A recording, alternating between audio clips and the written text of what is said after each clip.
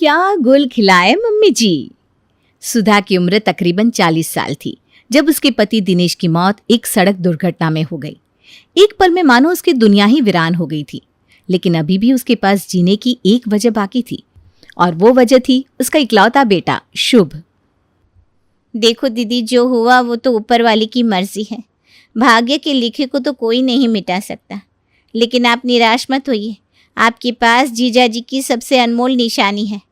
अब आपको अपना जीवन बस शुभ के लिए ही समर्पित करना है। हिम्मत रखिए, हिम्मत से बड़ी बड़ी कठिनाइयों से पार पाया जा सकता है। तू ठीक कहती है दुर्गा, शुभ ना होता मेरे पास तो मानो जीने की वजह ही ना होती।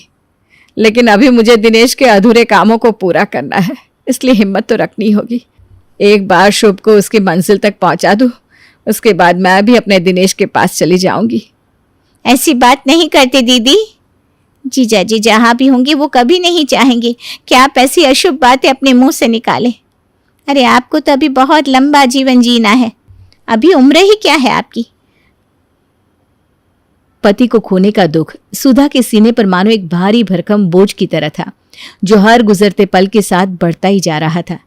लेकिन फिर भी अपने गम के साथ डूबने के बजाय उसने अपने बेटे शुभ के लिए हिम्मत से आगे बढ़ने का संकल्प लिया, और अकेले ही उसके लिए माँ और बाप दोनों की जिम्मेदारियां निभाने लगी। सुधा पढ़ी लिखी थी और एक स्कूल में टीचर की नौकरी भी किया करती थी। कुछ ही समय में धीरे धीरे जिंदगी पटरी पर लौटने लगी। माँ, मैं आगे की पढ़ाई के लिए पुणे जाना चाहता हूँ। यहाँ राजस्थान में रहकर पढ़ाई करने का मेरा मन नहीं है।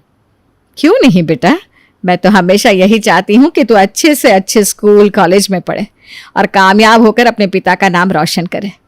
तुझे जहाँ रहकर पढ़ना हो पढ़ ले, मेरा आशीर्वाद तेरे साथ है। माँ के कहने पर शुभ आगे की पढ़ाई के लिए पुणे चला जाता है।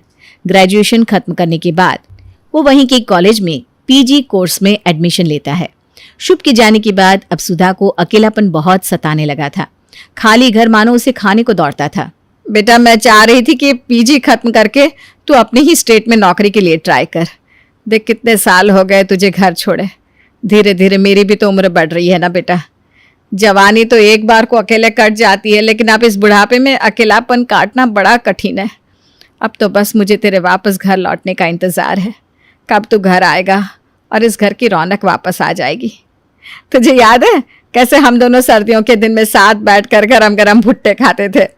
अरे मम्मा, आप तो ऐसे बात कर रही हो जैसे पिछले 7 सालों में मैं एक दिन के लिए भी घर नहीं आया। अरे आता तो हूँ छुट्टियों में हर साल, इतने सारे दिनों के लिए। अरे बेटा, तेरी ये 20 दिन की छुट्टियां तो शुरू होने से पहले ही खत्म हो जाती है। साल के 11 महीने इंतजार करने के बाद तू 20 दिन के लिए घर आता है, और तुझे ऐसा लग रहा है कि 20 दिन की छुट्टियां बहुत ज्यादा होती है। मेरे दिल से पूछना बेटा। अरे मम्मी, अब आप ऐसे इमोशनल बातें मत किया करो। आप ऐसे बातें करोगी ना तो फिर मुझे सब कुछ छोड़ छाड़ के घर पर आकर बैठना पड़ेगा। थोड़ी सी प्रैक्टिकल बातें किया करो। अब आप खुद ही सोचो, अगर मैं अपनी पढ़ाई नौकरी सब कुछ छोड़कर आपके पास आकर बैठ गया तो आपको अच्छा लगेगा क्या?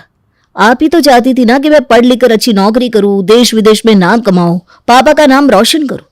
तो वो सब आपके साथ घर में बैठकर भुट्टे खाने से तो नहीं होगा ना।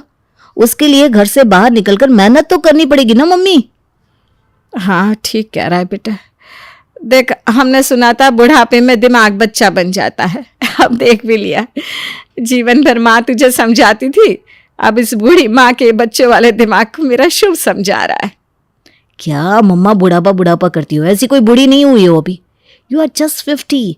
अभी तो आप जवान हो, एनर्जेटिक रहो। ये क्या लाठी लेकर चलने वाली बूढ़ी अम्मा की तरह बात करने लगी हो? घर से बाहर निकलो, दोस्तों से मिलो जुलो, अच्छा टाइम स्पेंड करो। मम्मा, ये घर में बैठकर शुभ के नाम की माला जपने से कुछ नहीं होगा। तो तूने सोच लिया है कि तू राजस्थान में जॉब नहीं करने वाला, यही बात है ना? अरे मम्मा यार, आप समझती नहीं हो। अब इतने साल पुणे में रहकर पढ़ाई की है मैंने, इंटर्नशिप भी पुणे से ही कर रहा हूँ, और सही बताऊं तो मेरा मन लग गया है अब यहाँ पर। मन नहीं करता उधर आने का। प्लीज़ समझा करो ना। और जहाँ तक है, मुझे इसी कंपनी में जॉब भी मिल जाएगा। इधर लाइफ सेट हो गई है मम्मा। और मम्मा, मैं आपको बताना चाह रहा था कि रिया और मैं। अच्छा, तो ये है असल वजह। मतलब रिया के साथ सेटल होना है, इसीलिए पुणे रहना चाहते हो। ठीक है बेटा, जैसी तुम्हारी इच्छा। तुम खुश तो मैं भी खुश। और मैं तो वैसे ही कह रही थी, सही बताऊं तो मेरे पास टाइम ही कहाँ है खाली बैठने को। सुबह उठती हूँ, घर के काम निपटाती हूँ, स्कूल जाती हूँ। स्कूल से लौट कर तो इतनी थक जाती हूँ कि फिर आराम से 2-3 घंटे सोती हूँ। फिर शाम को फिर से खाना बनाती हूँ और सो जाती हूँ। अरे भाई, बंदे के पास बोर होने के लिए टाइम भी तो होना चाहिए कि नहीं।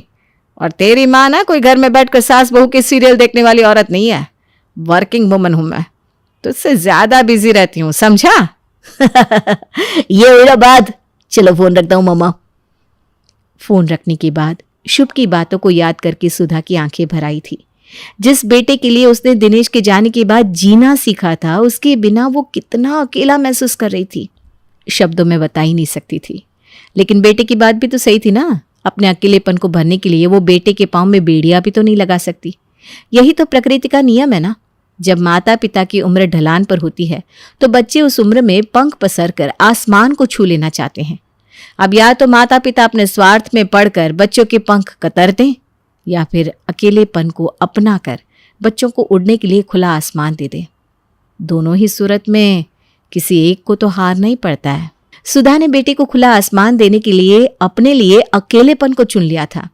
जैसा कि शुभ ने बताया था, कुछ दिनों बाद शुभ की नौकरी पुणे की एक प्रतिष्ठित कंपनी में लग जाती है और उसके बाद साल भर के भीतर सुधा रिया और शुभ की शादी करा देती है। शादी के बाद 1 सप्ताह की छुट्टियां खत्म होने के बाद शुभ और रिया वापस पुणे लौट गए थे। शुभ के जाने की 1 महीने के बाद। अरे सुधा, घर में अकेले बैठे बैठे क्या करती है दिन भर? कभी बाहर निकलकर दोस्तों से मिला जुला कर। ऐसे कैसे मन लगता है तेरा अकेले में? जिसने जीवन भर साथ निभाने की कसम खाई थी, वो तो बीच रास्ते में हाथ छुड़ाकर चला गया। अब तो इस अकेलेपन की आदत सी हो गई है। अकेलेपन की आदत डालने की कोई जरूरत नहीं है। अरे दोस्त किस लिए होते हैं? आज से शाम के समय पार्क में आ जाया कर। हमारी उम्र के बहुत से लोग पार्क में होते हैं, उनसे मिलो, पहचान बढ़ाओ, दोस्ती करो। रिश्ते सिर्फ खून के ही नहीं होते, दोस्ती के भी होते हैं। हालांकि सुधा बाहर निकलकर किसी के साथ मिलना जुलना नहीं चाहती थी, लेकिन सहेली के बार बार जोर देने पर वो नीचे सोसाइटी के पार्क में चली जाती है। वहां जाकर वो देखती है कि पार्क में बड़ी चहल पहल थी। लगभग हर उम्र के लोग पार्क में दिखाई दे रहे थे। सुधा चुपचाप जाकर पार्क की एक बेंच पर बैठ जाती है। कुछ ही देर में वहां पर उसकी सहेली मंजू पहुंच जाती है। मैंने कहा था ना, पार्क में आएगी तो तुझे अच्छा लगेगा। देख, अच्छा लग रहा है ना यहाँ पर? सहेली की बात सुनकर सुधा मुस्कुरा देती है और फिर वे दोनों बातों में लग जाते हैं। अब तो जैसे ये सुधा का लगभग रोज का नियम बन गया था। शाम को चाय पीने के बाद वो 1-1.5 घंटा पार्क में आकर बैठती और अपनी सहेली मंजू के साथ खूब बातें करती। लेकिन कुछ ही दिनों बाद मंजू के पति का ट्रांसफर हो जाता है और वो सोसाइटी छोड़कर चली जाती है। सुधा एक बार फिर से अकेली हो गई थी। अब वो पार्क में जाकर बैठती तो जरूर, लेकिन चुपचाप उदासी से एक कोने में बैठकर आते जाते लोगों को निहारती रहती। अगर आप बुरा न माने तो मैं यहाँ बैठ सकता हूँ? मिस्टर गुप्ता की आवाज सुनकर सुधा चौंक कर उनकी तरफ देखती है और बेंच पर एक और खिसक जाती है। जी जी बिल्कुल बैठिए ना, माफ कीजिए मेरा ध्यान कहीं और था। मैं आपको लगभग हर रोज यहाँ बैठकर बच्चों को निहारते हुए देखता हूँ। आप रोजाना यहाँ आती है लेकिन किसी से बात नहीं करती। आपको दोस्त बनाना अच्छा नहीं लगता या फिर लोगों को ऐसे ही चुपचाप देखना आपकी हॉबी है? अरे नहीं नहीं, ऐसी कोई बात नहीं है। एक्चुअली मैं यहाँ पर अपने दोस्त के साथ ही आती थी। उसी ने मुझे बहुत इंसिस्ट किया कि मैं शाम के समय पार्क आया करूँ। अब जब मुझे पार्क में आने की आदत लग गई तो मुझे अकेला छोड़कर वो यहाँ से फुर्र हो गई और एक बार फिर से मैं अकेली हो गई। अरे तो आपकी एक दोस्त चली गई तो आप कोई और दोस्त बना लीजिए। किसी का साथ मिल जाए तो वक्त अच्छे से कट जाता है। शायद सही कह रहे हैं आप। मेरा नाम दिनेश गुप्ता है। बस अभी कुछ महीने पहले ही रिटायर हुआ हूँ। पत्नी का स्वर्गवास तो बरसों पहले ही हो गया था और ईश्वर ने औलाद का सुख मुझे कभी दिया ही नहीं। जब तक नौकरी में मन लगा रहता था तब तक सब ठीक था, लेकिन अब रिटायर होने के बाद ऐसा लगता है जैसे दुनिया रुक सी गई हो। ऐसा लगता है हमारे लिए दुनिया में कोई काम ही नहीं बचा। वक्त नहीं गुजरता, इसलिए शाम के समय पार्क में आकर बैठ जाता हूँ। वैसे आपने अपना नाम नहीं बताया। जी मेरा नाम सुधा है, एक स्कूल में पढ़ाती हूँ। एक बेटा है, पुणे में अपनी पत्नी के साथ रहता है और पति तो सालों पहले मुझे अकेला छोड़कर चले गए। कुल मिलाकर मैं भी अकेली हूँ। घर पर भी अकेलापन महसूस होता है, इसलिए पार्क में आकर थोड़ा समय बिता लेती हूँ। आपको मेरा इस तरह से बेबाकी से आपसे बात करना खराब तो नहीं लग रहा ना? अगर आपको बुरा लगा हो तो मैं माफी मांगता हूँ। अरे नहीं नहीं दिनेश जी, माफ़ी मांगने की कोई ज़रूरत नहीं है। आपने कोई गलत बात तो कही नहीं, और हम लगभग हम उम्र है, मिलते जुलते हालात भी है। वैसे हम अच्छे दोस्त बन सकते हैं। दिनेश और सुधा अब लगभग हर रोज पार्क में मिलने लगे थे। पार्क में मिलकर वे दोनों अपने दिन भर की दिनचर्या एक दूसरे को बताते और पार्क में दौड़ते नन्हे नन्हे बच्चों को साथ में बैठकर देखते और खिलखिलाते। इस तरह उनके पूरे दिन का खालीपन उन 1-2 घंटों में दूर हो जाता और फिर उसके बाद वो अपने अपने घर को लौट जाते। क्या बात है माँ, आजकल आप मुझे फोन भी नहीं करती हो और घर आने के लिए भी नहीं कहती हो। हाँ, बेटे की याद नहीं आती क्या? ऐसी कोई बात नहीं है बेटा, अब तुम शादीशुदा हो, तुम्हारी अपनी जिंदगी है। अब मेरा ऐसे हर समय फ़ोन करके तुम्हें डिस्टर्ब करना भी तो ठीक नहीं है ना। मैंने अब अपने हालातों के साथ खुशी खुशी जीना सीख लिया है। अपने हालातों के साथ जीना सीख लिया है या कोई और बात है? कहना क्या चाहते हो, साफ साफ कहो। मेरे साथ ये पहेलियां बुझाने की कोई ज़रूरत नहीं है। तो साफ साफ सुनिए, आपसे ये उम्मीद नहीं थी मुझे। बहुत सारे लोग दुनिया में अपने पार्टनर के बिना रहते हैं, लेकिन हर कोई आपकी तरह हरकतें नहीं करता। अरे मम्मा, कुछ तो सोचिए। आप अपनी एज का ना सही, हमारी रेपुटेशन का तो ख्याल करिए। सोसाइटी में 10 लोग देखते हैं, कैसी कैसी बातें बनाते हैं, आपको कुछ एहसास भी है?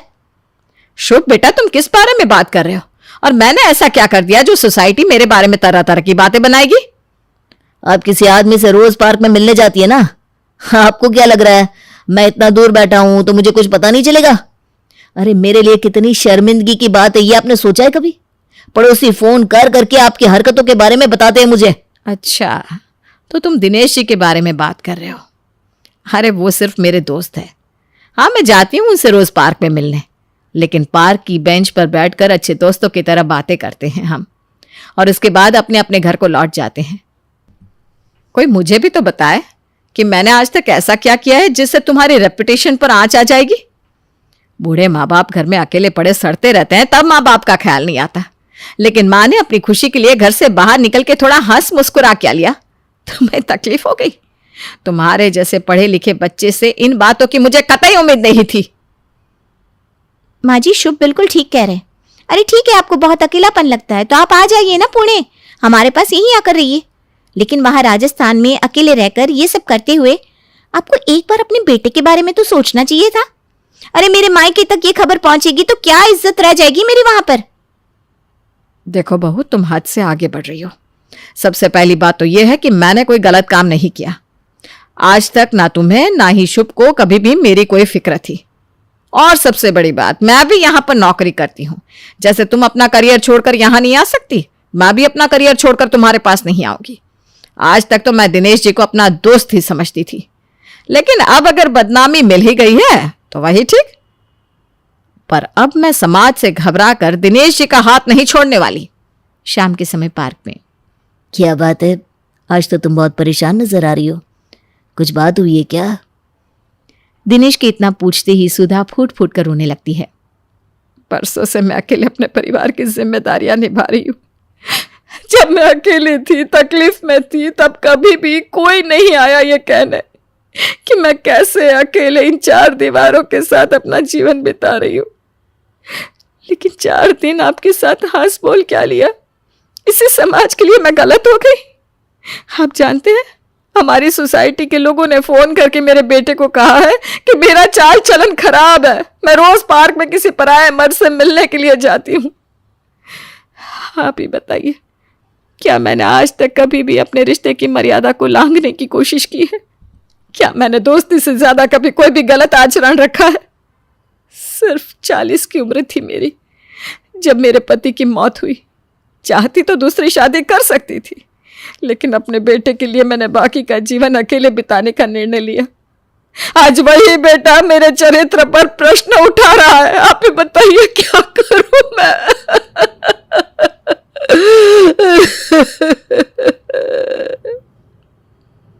देखिए सुधा जी, दुनिया की ज्यादा परवाह करने से कभी किसी को कुछ हासिल नहीं हुआ। दुनिया वालों का तो काम ही है दूर खड़े होकर तमाशा देखने का।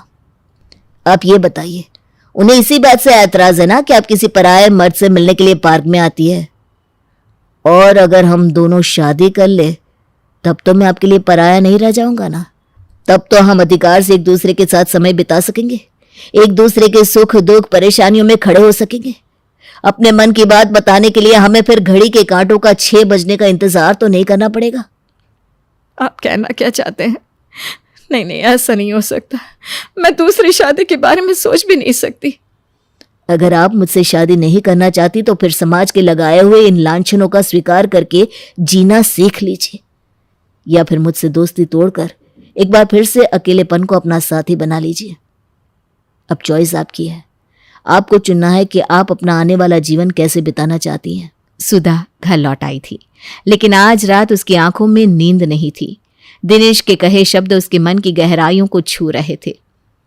ठीक ही तो कहते हैं दिनेश, कितने बरस बाद तो कोई ऐसा मिला है कि दोस्त है जिसके साथ बैठना अच्छा लगता है। उसे मैं बस इसलिए त्याग दूं क्योंकि समाज को एक अधेड़ औरत की पर पुरुष संग दोस्ती पसंद नहीं।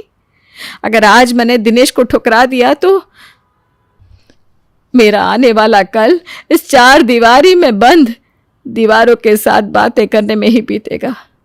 जिंदगी मेरे दरवाजे पर खुशियां लेकर आई है, मैं दरवाजा खोलकर उनका स्वागत जरूर करूंगी। सुधा ने अपना मन पक्का कर लिया था। अगले दिन सुबह ही सुधा अपने बेटे को फोन करके अपने निर्णय के बारे में बताती है। तो ठीक कहता है बेटा, समाज को मेरा पराया आदमी के साथ समय बिताना गवारा नहीं, इसलिए मैंने फैसला किया है कि मैं दिनेश के साथ शादी करूंगी और फिर हमें साथ में समय बिताने के लिए दुनिया को कोई जवाब देना नहीं होगा। क्या इस उम्र में शादी? माँ जी कुछ तो शर्म करिए। क्यों? बहू 50 साल के आदमी के पास भी जीने के लिए अभी 20-25 साल बाकी होते हैं। तुम दोनों तो अपने जीवन में व्यस्त हो गए हो, मुझे भी तो अपने जीवन के लिए कुछ सोचना पड़ेगा ना। अगर मुझे भी अपना बाकी का जीवन बिताने के लिए एक साथी मिल रहा है तो उसमें तुम्हें क्या समस्या है? मैं यहां अकेली पड़ी आंसू बहाती रहूं वो चलेगा, लेकिन मेरी खुशी बर्दाश्त नहीं है तुम दोनों को। ठीक है, जैसा तुम्हारा मन। मम्मा आप ठीक कह रही हो, मुझे एहसास हो गया है कि आप ठीक थी, मुझे आपका साथ देना चाहिए था। आप दिनेश अंकल से शादी कर लो, मैं और रिया भी शादी में जरूर शामिल होंगे। बेटे की बात सुनकर सुधा खुशी खुशी दिनेश को फोन लगाती है और शादी के लिए हाँ बोल देती है। जल्द ही दिनेश और सुधा की शादी हो जाती है और फिर वे बिना किसी रोक टोक के साथ में घूमने फिरने लगते हैं।